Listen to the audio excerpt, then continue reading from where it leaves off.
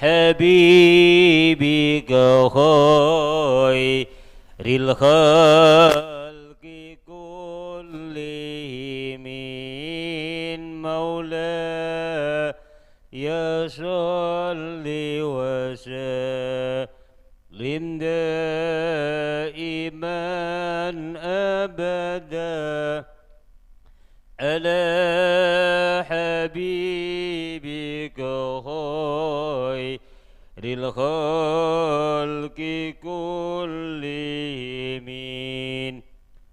أمين تذكر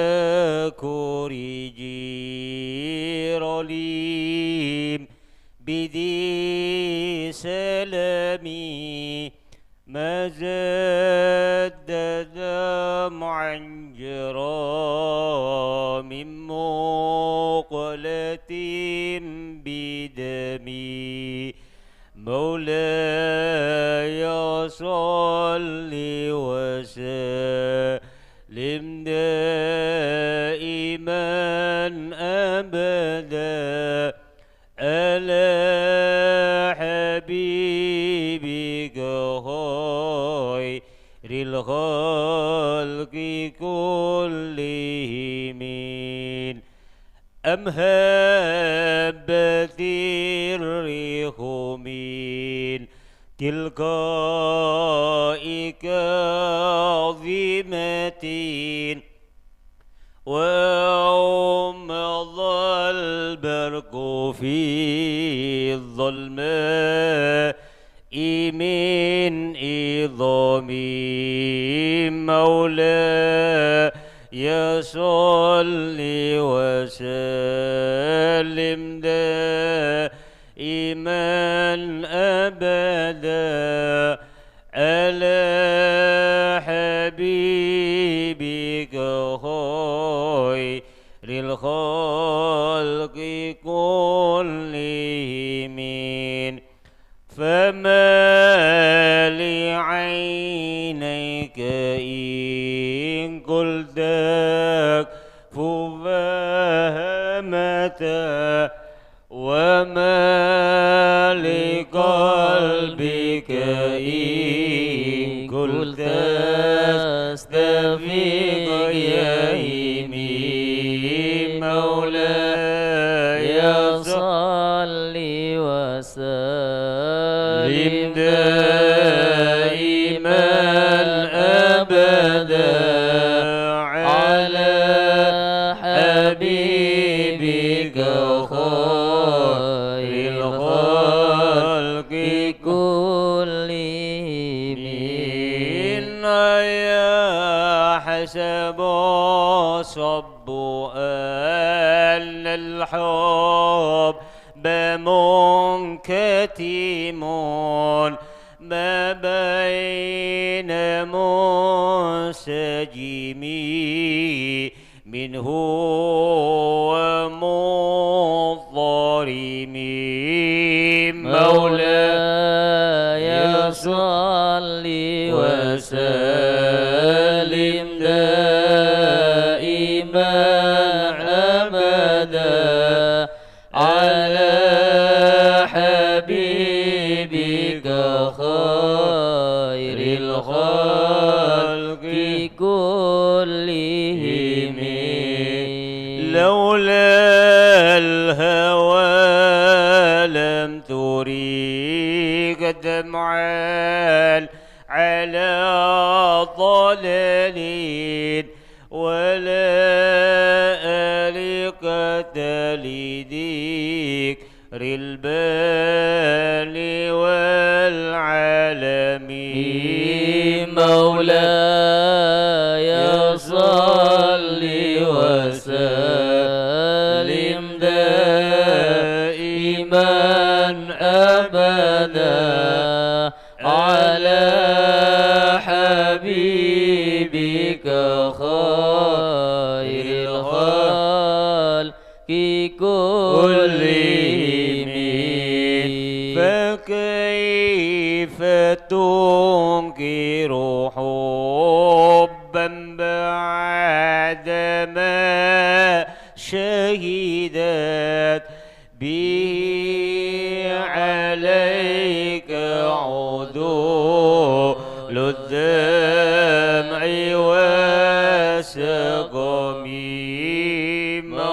مولاي صل وسلم دائما أبدا على حبيبك خير الخلق كلهم وأثبت الوجد خضي عبرتي وظلا مثل البهار على خديك والعالمين مولاي صل وسلم دائما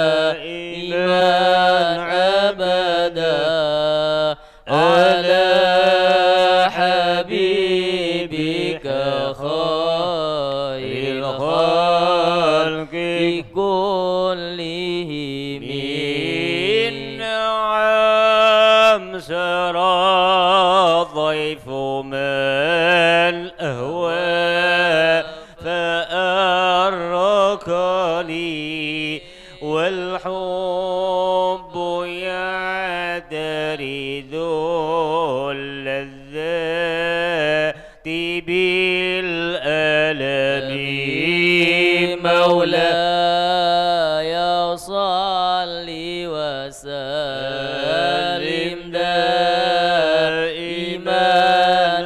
أبدا على حبيبك خير الخلق كلهم يا لائم في الهوى العذري معذرة مني إليك ولو أنصفت لم تلومي مولاي صل وسلم دائما أبدا على حبيبك خير الخلق كلهم محمد سيد الكونين والثقلين والفريقين من أربي ومن أجمي يا ربي بالمصطفى بلغ مقاصدنا واغفر لنا ما مضى يا واسع الكرم نبينا الأمير النجيب فلا أحد أبر في قول لا منه ولا نعم يا ربي بالمصطفى بلغ مقاصدنا واغفر لنا ما مضى يا واسع الكرم هو الحبيب الذي ترجى شفاعته لكل هول من الأهوال مقتحمي يا ربي بالمصطفى بلغ مقاصدنا واغفر لنا ما مضى يا واسع الكرم يا أكرم الخلق من لمن أنود به سواك إذا خلو للحديث الأمامي يا ربي بالمصطفى بلغ مقاصدنا واغفر لنا ما مضى يا واسع الكرم ولن يذيك رسول الله جاهك بإذ الكريم تجلى باسم منتقم يا ربي بالمصطفى بلغ مقاصدنا واغفر لنا ما مضى يا واسع الكرم يا نفس لا تقنطي من زلة عدمت إن الكبائر في الغفران كالأمام يا ربي بالمصطفى بلغ مقاصدنا واغفر لنا ما مضى يا واسع الكرم لعل رحمة ربي حين يقسمها تأتي على حسب العصيان في القسم يا ربي بالمصطفى بلغ مقاصدنا واغفر لنا ما مضى يا واسع كرم اللهم صل وسلم وبارك عليه وعلى آله وصحبه اللهم صل وسلم وبارك عليه وعلى آله وصحبه بسم الله الرحمن الرحيم الفاتحة إلى تعالى حضرة النبي محمد صلى الله عليه وسلم جميع أصحابه وآبائه وإخوانه وأحبائه من الأنبياء والمرسلين صلوات الله وسلم أجمعين أهل كل أصحاب الغربة التابعين التابعين من تبعهم بإحسان إلى يوم الدين جميع أصحاب رسول الله أزواج رسول الله أصحاب رسول الله من الهاجر والأنصار أمهات المؤمنين أجمعين سنة جميع سيدنا ساداتنا الخلفاء الراشدين أبي بكر الصديق عمر بن الخطاب ثم عفان علي بن أبي طالب جميع ساداتنا أهل الكساء سيداتنا فاطمة الزهراء سيدنا علي كرم الله وجهه سيدنا الحسن والحسين وزولهم وغفورهم ودولهم عليهم أجمعين من آبائنا أمتنا جداتنا آبائنا الشيخين الصالحون السلام فينا أجدادنا آبائنا شيخنا الصالحون وشيوخنا الصالحون سيدنا المهاجر الله أحمد بن عيسى وابنه عبيد الله وزوج رئيس المهاجر الله أحمد بن عيسى وزوج ابن عبيد الله وزوج سعد العظم الفقيه المقدم محمد بن علي بعلى جميع سادتنا علي علوي صغيرهم كبيرهم ذكرهم وانثاهم وزوج رئيس المقدم الثاني سيدنا عبد الرحمن السقاف وأصولهم وفروعهم ومن في سبهم ومن في طبقاتهم وزوج جميع سادتنا أهل زنب أهل فرد أهل أقدار أهل بشار أجمعين شرقها وغربها جميع ساداتنا علي بن نزول فخر الوجود سيد الإمام فخر الوجود شيخ أبو بكر بن سالم صاحب الراتب سيدنا أبي عبد الله بن علي محمد الحداد وأصولهم وفروعهم ومن انتسب إليهم أجمعين وجميع والدينا ووالدي أمهاتنا وأمهات أمهات الحاضرين خاصة وأمهات المسلمين عامة ومن عمر هذا المسجد عبد الله فيه سابقا ولاحقا أن الله يتوشاهم بالمغفرة والهدي النياه صالحة شاملة كاملة في ورث الدنيا نعيم الآخرة جالبة لكل خير دافع لكل شر لنا ولكم يا حاضرون وإلى حضرة النبي محمد صلى الله عليه وسلم الفاتحة وياسين. أعوذ بالله من الشيطان الرجيم. بسم الله الرحمن الرحيم. الحمد لله رب العالمين الرحمن الرحيم مالك يوم الدين إياك نعبد وإياك نستعين اهدنا الصراط المستقيم صراط الذين أنعمت عليهم غير المغضوب عليهم ولا الضالين آمين. بسم الله الرحمن الرحيم. ياسين والقرآن الحكيم إنك لمن المرسلين على صراط مستقيم تنزيل العزيز الرحيم لتنذر قوما ما أنذر آباؤهم فهم غافلون لقد حق القول على أكثرهم فهم لا يؤمنون إنا جعلنا في أعناقهم أغلالا فهي الأذقان فهم مقمحون وجعلنا من بين أيديهم سدا ومن خلفهم سدا فأغشيناهم فهم لا يبصرون وسواء عليهم أأنذرتهم أم لم تنذرهم لا يؤمنون إنما تنذر من اتبع الذكر وخشى الرحمن بالغيب فبشره بمغفرة وأجر كريم.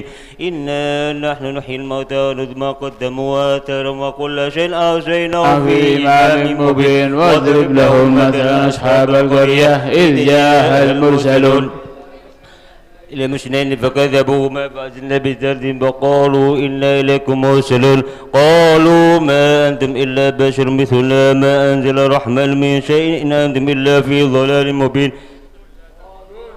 يعلم إنا إليكم لمرسلون ما علينا إلا البلاغ المبين. قالوا إنا ضررنا بكم لئن لم تنتهوا لنرجمنكم ومسنكم منا عذاب أليم. قالوا ضائركم معكم أين ذكرتم بل أنتم قوم مسرفون. جاء من أصل المدينة رجل يسعى قال يا قوم اتبعوا المرسلين اتبعوا من لا يسألكم أجرا وهم مهتدون. وما لي لا عبد الذي فطرني وإليه ترجعون أتخذ من دوني آلهة إن يردني الرحمن بالله دون عني شفاعة شيء ولا ينقذون. إني ذل في ضلال مبين. إني آمنت بربكم فاسمعون. قيل ادخل الجنة قال يا قوم يعلمون بما غفر لي ربي وجعلني من المكرمين. قومي من بعدي من جد من السماء وما كنا منزلين إن كانت إلا شيئا واحدة فإذا هم خامدون. يا حسرة على العباد ما يأتيهم من رسول إلا كانوا بي يستهزئون. ألم يروا كم أهلكنا قبلهم من القرون أنهم إليهم لا يرجعون. وإن كل لما جمعوا الذين محضرون وآية لهم الأرض الميتة أحييناها وأخرجنا منها حبا فمنه يأكلون وجعلنا فيها جنات من نخيل وأعناب وفجرنا فيها من العيون يأكلوا من ثمره وما عمل أيديهم أفلا يشكرون. سبحان الذي خلق الأزواج كلها مما تنبت الأرض من أنفسهم مما لا يعلمون. وآية لهم الليل نسلخه من النهار فإذا هم مظلمون والشمس تجري لمستقر لها ذلك تقدير العزيز العليم. والقمر قدرناه منازل حتى عاد كالأرجون القديم لا الشمس ينبغي لها أن تدرك القمر ليل سابق النهار وكل في فلك يسبحون. وآية لهم أنا حملنا ذرية في الفلك مشغول وخلقنا لهم من مثل ما يركبون. وإن نشأ نهلكهم فلا صريخ لهم ولا هم ينقذون إلا رحمة منا ومتاعا إلى حين. وإذا قيل لهم اتقوا ما بين يديكم وما خلفكم لعلكم ترحمون. وما تأتيهم من آية من آيات ربهم إلا كانوا عنها معرضين. وإذا قيل لهم أنفقوا مما رزقكم الله قال الذين كفروا للذين آمنوا أن نطعم من لو يشاء الله أطعم إن أنتم إلا في ضلال مبين. ويقولون متى هذا الوعد إن كنتم صادقين ما ينظرون إلا ساعة واحدة تأخذهم وهم يحسمون فلا يستطيعون تسدا ولا إلى أهلهم يرجعون. ونفخ في السور فإذا هم من الأجداث إلى ربهم ينزلون. قالوا يا ويلنا من بعدنا ممن قدنا هذا ما وعد الرحمن صدق المرسلون. إن كانت إلا ساعة واحدة فإذا هم جميع لدينا محضرون. فاليوم لا تظلم شيئا ولا تجزون إلا ما كنتم تعملون. إن أصحاب الجنة اليوم في شغل فاكهون هم وأزواجهم في ظلال على الأرائك متكئون لهم فيها فاكهة ولهم من يدعون سلام قولا من رب رحيم.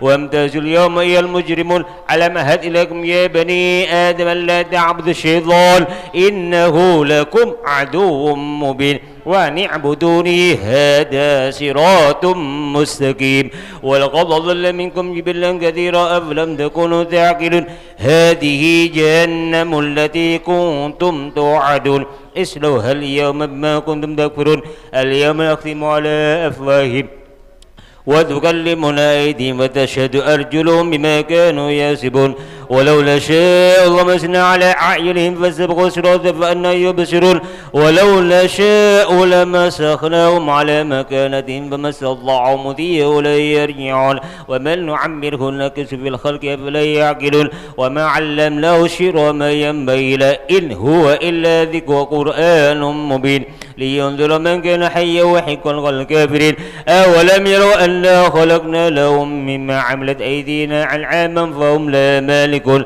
وذللناها لهم فمنها ركوب ومنها يأكلون ولهم فيها منافع ومشارب أفلا يشكرون واتخذوا من دون الله آلة لعلهم ينصرون لا يستطيعون نصرهم وهم لهم جند محضرون فلا يحزنك قولهم إنا نعلم ما يسرون ما يعلنون أولم يرى الإنسان أنا خلقناه من نطفة فإذا هو خصيم مبين وضرب لنا مثلا ونسي خلقه قال من يحيي العظام وهي رميم قل يحيي الذي أنشأها أول مرة وهو بكل خلق عليم الذي جعل لكم من الشجر الأخضر نارا فإذا أنتم منه توقدون وليس الذي خلق السماوات والأرض بقادر على أن يخلق مثلهم بلى وهو الخلاق العليم إنما أمره إذا أراد شيئا أن يقول له كن فيكون فسبحان الذي بيده ملكوت كل شيء وإليه ترجعون سبحان المفرج عن كل محزون سبحان المنفذ عن كل مديون سبحان من جعل خزائنه بين الكاف والنون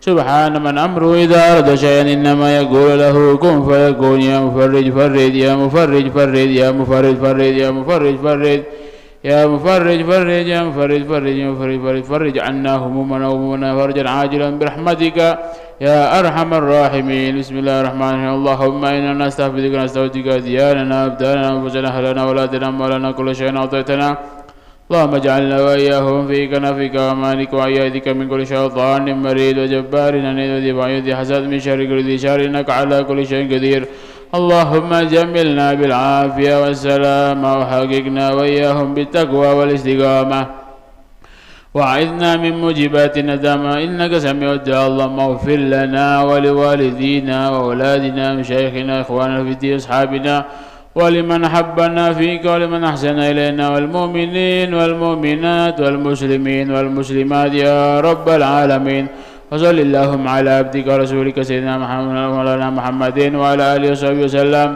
وارزقنا كمال المتابعة لهم ظاهرا باطنا في عافية وسلامة برحمتك يا أرحم الراحمين بسم الله الرحمن الرحيم الحمد لله رب العالمين الرحمن الرحيم مالك يوم الدين إياك نعبد وإياك نستعين اهدنا الصراط المستقيم صراط الذين أنعمت عليهم غير المغضوب عليهم ولا الضالين آمين بسم الله الرحمن الرحيم الله لا إله إلا هو الحي القيوم لا تأخذه سنة ولا نوم له ما في السماوات وما في الأرض من ذا الذي يشفع عنده إلا بإذنه يعلم ما بين أيديهم وما خلفهم ولا يحيطون بشيء من علمه إلا بما شاء وسع كرسيه السماوات والأرض ولا يؤوده وهو العلي العظيم آمن الرسول بما أنزل إليه من ربه والمؤمنون كل آمن بالله وملائكته وكتبه ورسله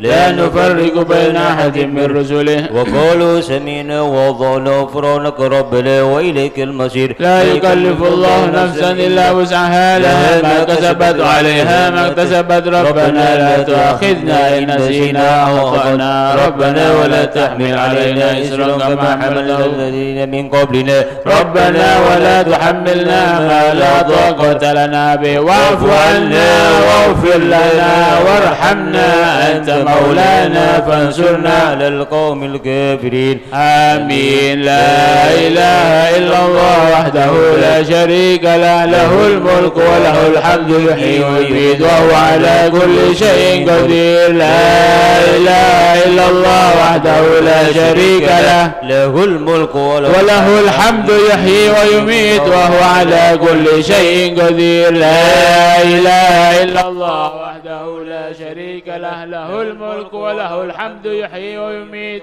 وعلى كل شيء قدير. سبحان الله الحمد لله ولا إله إلا الله والله أكبر. سبحان الله والحمد لله ولا إله إلا الله والله أكبر. سبحان الله والحمد لله ولا إله إلا الله والله أكبر. سبحان الله بحمده سبحان الله العظيم. سبحان الله وبحمده سبحان الله العظيم. سبحان الله وبحمده سبحان الله العظيم. ربنا اغفر لنا وتب علينا إنك أنت التواب الرحيم. ربنا اغفر لنا وتب علينا إنك أنت التواب الرحيم. ربنا اغفر لنا وتب علينا إنك أنت التواب الرحيم. اللهم صل على محمد، اللهم صل عليه وسلم. اللهم صل على محمد، اللهم صل عليه وسلم. اللهم صل على محمد، اللهم صل عليه وسلم. أعوذ بكلمات الله التامات من شر ما خلق. أعوذ بكلمات الله التامات من شر ما خلق. أعوذ بكلمات الله التامات من شر ما خلق. بسم الله الذي لا يضر مع اسمه شيء في الأرض ولا في السماء وهو السميع العليم. بسم الله الذي لا يضر مع اسمه شيء في الأرض ولا في السماء وهو السميع العليم. بسم الله الذي لا يضر مع اسمه شيء في الأرض ولا في السماء وهو السميع العليم. رضينا بالله ربا وبالإسلام دينا وبمحمد نبيا. رضينا بالله ربا بالإسلام دينا وبمحمد نبيا. رضينا بالله ربا وبالإسلام دينا وبمحمد نبيا. بسم الله والحمد لله والخير والشر بمشيئة الله. بسم الله والحمد لله والخير والشر بمشيئة الله. بسم الله والحمد لله والخير والشر بمشيئة الله. آمنا بالله واليوم الآخر تبنا إلى الله باطنا وظاهر. آمنا بالله واليوم الآخر تبنا إلى الله باطنا وظاهر. آمنا بالله واليوم الآخر تبنا إلى الله باطنا وظاهر. يا ربنا واعف عنا وامحو الذي كان منا. يا ربنا واعف عنا وامحو الذي كان منا. يا ربنا واعف عنا وامحو الذي كان منا. يا ذا الجلال والإكرام أمتنا على دين الإسلام. يا ذا الجلال والإكرام أمتنا على دين الإسلام. يا ذا الجلال والإكرام أمتنا على دين الإسلام. يا ذا الجلال والإكرام أمتنا على دين الإسلام. يا ذا الجلال والإكرام أمتنا على دين الإسلام. يا ذا الجلال والإكرام أمتنا على دين الإسلام. يا ذا الجلال